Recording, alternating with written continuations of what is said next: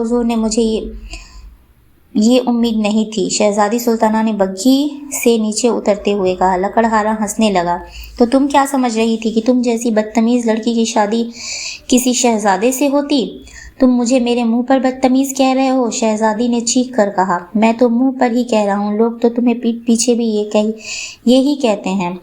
وہ تو بادشاہ سلامت کا حکم تھا کہ میں تم سے شادی کروں، میں مجبور ہو گیا تھا، ورنہ تم جیسی لڑکی سے کبھی بھی شادی کی حامی نہ بھرتا۔ انہوں نے اپنی مصیبت میرے گلے ڈال دی ہے، اب زندگی بھر بھگتوں گا۔ لکڑہارے کی یہ توہین آمیز باتیں سن کر شہزادی نے زور زور سے رونا شروع کر دیا۔ لکڑہارا اس کے رونے سے گھبرا گیا تھا، مگر اس نے ظاہر نہیں کیا۔ شہزادی سے بولا، تم نے اگر رونا دھونا بند نہیں کیا تو میں تمہیں جنگل میں چھوڑ آؤں گا۔ شیر چیتے دن میں تو نہیں، البتہ رات کو ضرور باہر نکل آتے ہیں۔ اس کی دھمکی کارگر ثابت ہوئی۔ شہزادی نے رونا بند کر دیا۔ لکڑہارا اسے لے کر گھر میں داخل ہوا۔ گھر کافی بڑا تھا اور اس سے بڑا اس کا صحن تھا، مگر اس میں سامان بہت معمولی تھا۔ شہزادی منہ بنا کر ایک طرف بیٹھ گئی۔ لکڑہارے نے باورچی خانے میں جا کر کھانے کا انتظام کیا۔ شہزادی کو بھوک لگ رہی تھی، اس لیے اس نے چپ چاپ کھانا کھا لیا۔ کھانے کے دوران وہ چپ ہی بیٹھی رہی۔ کھانے کے بعد بولی، میں اپنی قسمت پر شاکر ہوں، مگر ابا حضور اور امی حضور نے میرے ساتھ اچھا نہیں کیا ہے۔ لکڑہارا تلخی سے بولا، ان کی زیادتی تو تمہیں یاد ہے، تم کیا کرتی تھی بھول گئی؟ تم نے ان کے لاڈ پیار کا ناجائز فائدہ اٹھایا تھا۔ تم اکلوتی تھی، اس لیے وہ تم سے بہت پیار کرتے تھے، تمہاری ہر بات مانتے تھے اور ہر خواہش پوری کرتے تھے، اور تم نے اس کا یہ صلہ دیا کہ اپنی منمانی کرنے لگیں اور یہ منمانیاں بڑھ کر بدتمیزیوں میں تبدیل ہو گئیں۔ ضد تو چھوٹے بچے کرتے ہیں اور ضد کرتے بچے اچھے بھی لگتے ہیں، مگر تمہارے جیسی بڑی لڑکیاں ضد کرتے ہوئے کتنی واہیات لگتی ہیں۔ میرا بس چلے تو ایسی لڑکیوں کو مرخنے بیل کے آگے ڈال دوں تاکہ وہ ان میں خوب ٹکریں مارے اور مزہ چکھا دیں۔ یہ سن کر شہزادی پھر رونے لگی۔ تم میری بے عزتی کر رہے ہو، اب تم میری بیوی ہو، تمہاری بری باتوں کا تذکرہ اس لیے کر رہا ہوں کہ تم ان کو چھوڑ دو تاکہ ہماری زندگی ہنسی خوشی گزرے۔ یاد کرو سالگرہ والے دن تم نے کتنی بدتمیزی کی تھی۔ لکڑہارے نے اسے یاد دلایا۔ شہزادی چونک گئی۔ تمہیں کیسے پتہ چلے؟ یہ بات تو ہمارے ملک کے بچے بچے کو پتہ ہے۔ اس دن ہمارے محلے میں 2 عورتوں کی لڑائی ہو رہی تھی تو ان میں سے ایک عورت نے دوسری عورت کو یہ کہہ کر بددعا دی تھی کہ اللہ کرے تیری بچی شہزادی کی طرح بدتمیز ہو جائے۔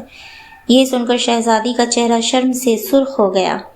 لکڑہارے کی باتیں سن کر اس کو احساس ہونے لگا تھا کہ واقعی اس نے اپنے آپ پر اور اپنے ماں باپ کے ساتھ بہت زیادتی کی تھی۔ وہ اس سے اتنی محبت کرتے تھے، مگر اس نے ہمیشہ اس محبت کا ناجائز فائدہ اٹھایا تھا۔ اپنی یہ باتیں سوچ سوچ کر اس کی آنکھوں میں آنسو آ گئے۔ وہ ہچکیاں لے لے کر رونے لگی۔ لکڑہارے نے کہا، صبح مجھے جلدی اٹھا دینا، اب ہم 1 سے 2 ہو گئے ہیں، مجھے زیادہ لکڑیاں کاٹنا پڑیں گی تاکہ اتنے پیسے مل سکیں کہ ہمارے گھر کے اخراجات ٹھیک طرح سے چلیں۔ ویسے بھی تم بادشاہ کی بیٹی ہو، خرچ کے معاملے میں تمہارا ہاتھ کھلا ہوگا، اور دیکھو ہمارے گھر میں بہت سی مرغیاں بھی ہیں، ان کے انڈے سنبھال کر رکھنا، محلے والے انہیں خریدنے آئیں تو انہیں فروخت کر دیا کرنا۔ کمرے میں 2 ہی آوازیں سنائی دے رہی تھیں، ایک لکڑہارے کے بولنے کی آواز اور دوسری شہزادی کی سسکیوں کی۔ شہزادی کو اپنی امی اور ابا شدت سے یاد آ رہے تھے۔ اگلے روز لکڑہارے کو بڑی حیرت ہوئی۔ وہ سو کر اٹھا تو شہزادی نے اس کے لیے انڈے اور پراٹھوں کا انتظام کیا ہوا تھا۔ ناشتہ تم نے بنایا ہے؟ اس نے حیرت سے پوچھا۔ نہیں، یہ چیزیں میں نے محلے کے ایک بچے سے نان بائی کی دکان سے منگوائی تھیں، مجھے تو کچھ پکانا ہی نہیں آتا۔ یہ کہتے ہوئے شہزادی کا شرم سے منہ سرخ ہو گیا۔ وہ سوچ رہی تھی کہ اس کا لکڑہارا شوہر کیا سوچے گا کہ یہ اتنی بڑی ہو گئی ہے اور اسے کھانا بھی پکانا نہیں آتا۔ لکڑہارا شام کو گھر آیا تو اسے صبح سے بھی زیادہ حیرت ہوئی۔ شہزادی کمر سے دوپٹہ باندھے صحن میں جھاڑو دے رہی تھی، مرغیاں اس کے آگے پیچھے پھر رہی تھی۔ گھر کا دروازہ حالانکہ کھلا ہوا تھا، مگر وہ شہزادی کے پاس سے بھاگ کر باہر نہیں گئیں۔ دیکھو میں تمہارے لیے کیا لایا ہوں، لکڑہارے نے کہا۔ وہ جلدی سے اس کے پاس آئی۔ وہ ایک بدلی ہوئی لڑکی لگ رہی تھی۔ اس کے چہرے پر اب وہ وحشت اور کرختگی بھی نظر نہیں آ رہی تھی جو لکڑہارے نے کل دیکھی تھی۔ لکڑہارے نے بہت سارے سرخ سرخ بیر اس کے ہاتھوں پر رکھ دیے۔ انہیں میں نے جنگل میں سے تمہارے لیے توڑا تھا۔ اس نے خوش ہو کر انہیں لے لیا اور مزے سے کھانے لگی۔ یہ تو بڑے مزے کے ہیں، اس نے کہا۔ اس کی آواز سن کر لکڑہارے کو بہت اچھا لگا۔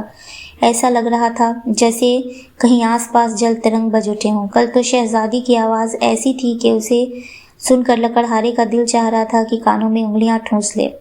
میں نے محلے کے اسی لڑکے سے کھانا منگوا لیا ہے، اس کو میں انعام میں 2 سکے دیتی ہوں، وہ بھاگ کر میرا کام کر دیتا ہے، شہزادی نے بتایا۔ کھانے کے بعد لکڑہارے نے کہا، شہزادی مجھے خوشی ہے کہ تم بہت بدل گئی ہو۔ وہ بولی، آپ کی باتیں سن کر مجھے احساس ہو گیا ہے کہ میں کس قدر بدتمیز اور بد اخلاق تھی۔ میں نے امی حضور اور ابا حضور کو بہت دکھ دیے ہیں، میں بہت شرمندہ ہوں۔ میں ان سے مل کر معافی مانگنا چاہتی ہوں۔ آپ مجھے ان سے ملانے لے جائیں گے؟ لکڑہارے نے گھبرا کر کہا، کبھی بھی نہیں، تم وہاں جاؤ گی تو وہیں رہ جاؤ گی۔ میں کیا کروں گا؟ میری مرغیوں کو دانہ کون ڈالے گا؟ گھر کی صفائی کون کرے گا؟ شہزادی نے شرما کر کہا، ان سے مل کر میں واپس آ جاؤں گی، میرا اصل گھر تو اب یہی ہے۔ لکڑہارے نے یہ بات سنی تو اس کا دل چاہا کہ مارے خوشی کے ایک زور کی چیخ مارے، مگر اس نے ضبط کیا اور دھیرے سے بولا، ٹھیک ہے، ہم کل محل چلیں گے، مگر میں لکڑیاں کاٹنے جنگل نہیں گیا تو پیسے نہیں ملیں گے۔ اس کی اس بات پر وہ بولی، اس کی تو فکر ہی مت کرو، میں نے بہت ساری اشرفیاں جمع کر رکھی ہیں جو محل میں میرے کمرے میں ہی ہیں، میں وہ بھی لیتی آؤں گی۔ اگلے روز وہ لوگ محل پہنچ گئے۔ انہیں دیکھا تو ملکہ نے جلدی سے شہزادی کو گلے سے لگا لیا اور رونے لگی۔ بادشاہ کو بھی اطلاع مل گئی تھی، وہ بھی وہاں آ گیا۔ اسے دیکھ کر شہزادی روتے ہوئے ان سے لپٹ گئی۔ ابا حضور مجھے معاف کر دیں، مجھے اپنی غلطیوں کا احساس ہو گیا ہے، میں نے آپ لوگوں کو بہت تنگ کیا تھا اور اپنی حرکتوں سے آپ کو بہت دکھ پہنچایا تھا۔ میں وعدہ کرتی ہوں کہ اب آئندہ ایسی کوئی حرکت نہیں کروں گی۔ بادشاہ کی آنکھیں نم ہو گئی تھیں۔ اس نے بھی شہزادی کو محبت سے لپٹا لیا اور بولا، غلطیاں بچے ہی کرتے ہیں، بڑوں کا فرض ہے کہ انہیں معاف کر دے۔ بیٹی، ہمیں تم سے کوئی شکایت نہیں ہے، بلکہ اس بات کی خوشی ہے کہ تمہیں اپنی غلطیوں کا احساس ہو گیا۔ پھر وہ لکڑہارے کی طرف متوجہ ہوئے۔ شہزادہ بابر، ہم تمہارے مشکور ہیں کہ تم نے شہزادی کو راہ راست پر لانے میں ہماری مدد کی۔ لکڑہارا جو اصل میں شہزادہ تھا، اس نے ہاتھ باندھ کر بادشاہ کو تعظیم دی اور بولا، یہ میری خوش قسمتی ہے کہ مجھے شہزادی جیسی بیوی ملی ہے۔ ان دونوں کی باتوں کو شہزادی بہت حیرت سے سن رہی تھی، جبکہ ملکہ کھڑی مسکرا رہی تھی۔ اس کی حیرت بھانپ کر بادشاہ نے کہا، بیٹی، ہمارے وزیر نے ہی ہمیں یہ صلاح دی تھی کہ شہزادہ بابر کو ایک لکڑہارا بنا کر اس کی شادی تم سے کر دی جائے۔ شہزادہ بابر ایک ذہین نوجوان ہے، اس کی باتوں سے متاثر ہو کر تمہیں اپنی غلطیوں کا احساس ہو گیا ہے، ہم بہت خوش ہیں۔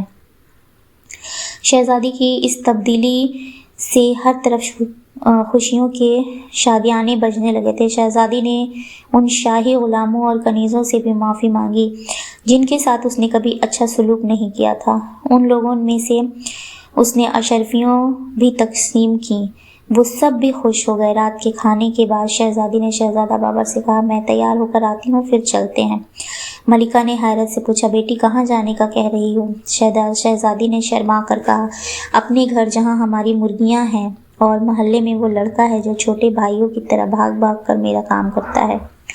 اس کی بات سن کر بادشاہ اور ملکہ کھلکھلا کر ہنس پڑے۔ بہت دنوں بعد محل میں ان دونوں کی ہنسی لوگوں نے سنی تھی۔ خیر، بادشاہ نے دوبارہ تو ان کو وہاں نہیں بھیجا، مرغیاں اس نے محل میں ہی منگوا لی تھیں تاکہ شہزادی خوش ہو جائے۔ اس لڑکے کو جو بازار سے شہزادی کے لیے چیزیں خرید کر لایا کرتا تھا، شہزادہ نے بہت سے تحفے بھجوا دیے تھے۔ پھر کچھ دن محل میں گزار کر شہزادہ بابر شہزادی سلطانہ کو لے کر اپنے ملک روانہ ہو گیا اور دونوں ہنسی خوشی رہنے لگے۔ دوستو، اگر آپ کو میرا یہ ویڈیو اچھا لگا تو پلیز میرے چینل کو سبسکرائب کیجیے، میرے سٹوری کو لائک کیجیے اور شیئر کیجیے۔ Thank you for watching.